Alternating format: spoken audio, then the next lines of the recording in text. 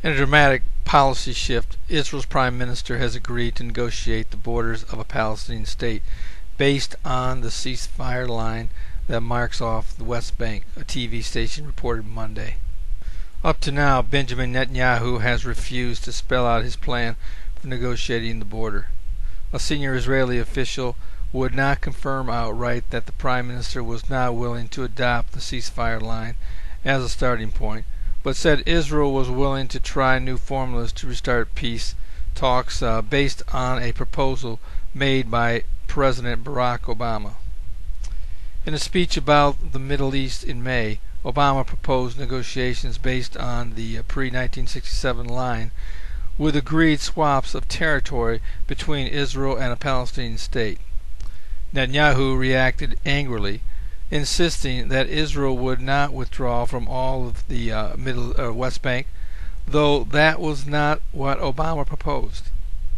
Now Netanyahu is basically accepting that framework, according to Channel 2 TV, offering to trade Israeli territory on its side of the line for West Bank land where its main settlements are located. The official, who has been briefed on the talks, spoke on condition of anonymity because the contacts are still in progress. He said he would not deny the TV report while refusing to confirm the specifics.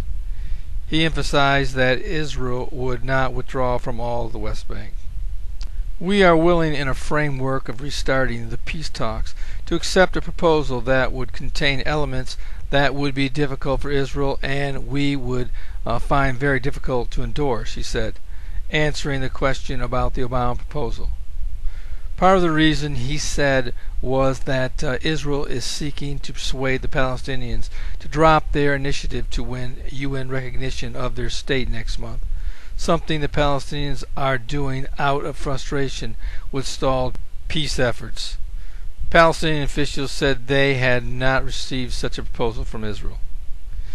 Israeli and Western leaders have been concerned that any one-sided step could trigger new violence after months of calm, given the spreading unrest in the Arab world and recent calls by some Palestinians for protests to accompany any statehood bid. In order to restart the Israeli-Palestinian peace talks and facilitate the restarting of direct talks, Israel has been willing to accept a package that includes a formula on borders, the official told Reuters, speaking on condition of anonymity. Such a package could include borders that would be difficult for Israel to accept, the official said, adding that a part of the package would mean being recognized as a Jewish state, a demand thus far rejected by the Palestinians. Palestinian officials say they plan to begin mass marches against Israel's occupation of the West Bank on September 20th, the eve of the largely symbolic UN vote expected to recognize their independence. Palestinian official Yasser Abed Rabo says the leaders hope to draw millions of people into the streets and say the day will be the beginning of prolonged demonstrations. He says the marches will be peaceful, but Israeli leaders fear any unrest could easily spin out of control. Just when it looks like the Israeli-Palestinian peace process is dead, out of nowhere Prime Minister Benjamin Netanyahu signals he will be willing to compromise. And not just any compromise, but a willingness to talk about borders based on 1967 lines. With the ceremonial UN vote on Palestinian recognition looming, Israel and Western leaders are worried that this event could turn into a regional explosion. Frankly, I have to agree.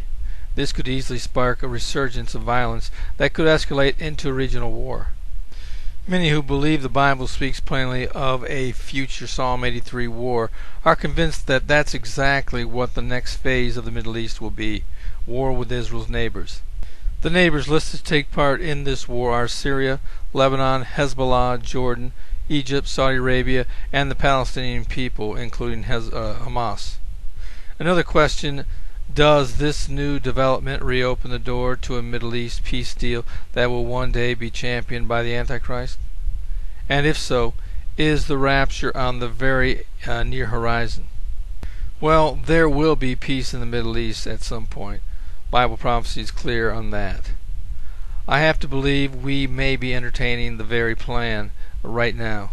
However, that doesn't mean the rapture is around the corner based on the emergence of a plan or new development. Frankly, the rapture is an imminent event that could take place at any time. It needs no other signs to accompany it.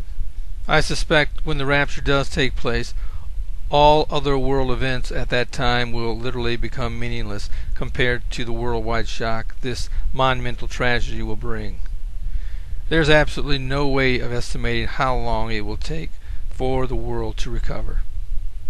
But once the shock has subsided, and it will, a man will rise and he will bring peace. Then there will be tribulation, the likes of which no man has ever seen. Do you know the Lord? If not, your time is running out. This is Terry Malone with the Calvary Prophecy Report.